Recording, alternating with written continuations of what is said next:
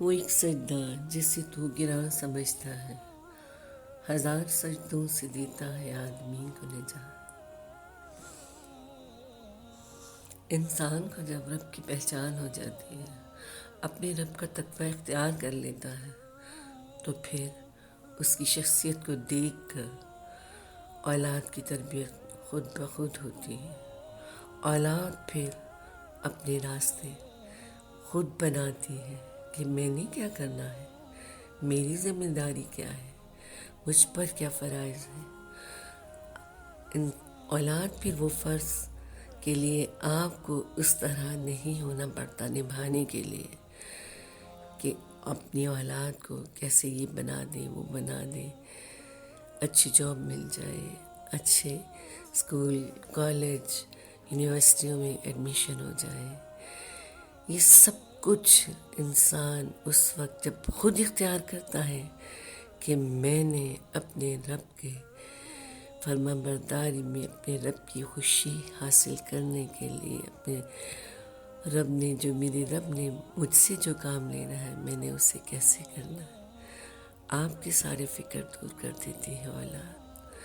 اس کے لیے آپ کو مثال بننی پڑتی ہے، آپ کو وہ تقوی اختیار کرنا پڑتا ہے، پھر وہ صدقہ جاریہ بنتی ہے اولاد۔ وہ خود اپنے راستے، اپنے رب کے راستوں بتائے ہوئے راستے پر چل کر جو اختیار کر لیتے ہیں وہ راستے، آپ اس طرح نہیں ان کو ان راستوں پہ چلا سکتے اگر آپ کا قبلہ کوئی اور ہو اور آپ لیکچر کوئی اور دیں۔ یہ ممکن نہیں ہے، ایسا نہیں ہوتا۔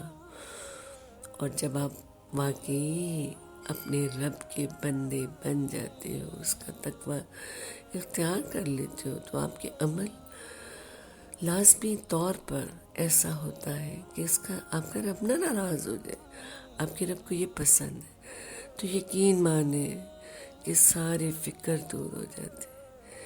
کیا بننا ہے اولاد کو، کیا بنانا ہے، کس مقام پہ پہنچنا ہے، کس مقام پہ جانا ہے، یہ سارے فکر، ہر طرح کے فکر، پھر آپ کے فکروں کا مرکز ایک ہوتا ہے کہ میرا رب ناراض نہ ہو جائے، تو باقی تمام فکر دور ہو جاتی ہے۔ ایسا کر کے دیکھیں، یہ واقعی وہ بات ہے کہ اس کو شاید انسان محسوس کر سکتا ہے وہی جو تقوی اختیار کرتا ہے، کہ سارے فکر ہی دور ہو جاتے ہیں، کہ وہ ایک سجدہ جسے تو گراں سمجھتا ہے تو اللہ کی سپرد کر دے سب کو، اپنے آپ کو سب سے پہلے، اور وہ جو اللہ چاہتا ہے وہ کر جو اللہ کو پسند ہے، تو پھر اور ادھر ادھر کے سارے فکر دور ہو جاتے ہیں۔ اللہ ہمیں ایسا بنا دے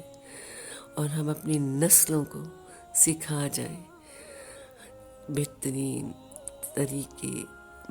طریقہ زندگی جو نبی صلی اللہ علیہ وآلہ وسلم کا طریقہ زندگی۔ آمین۔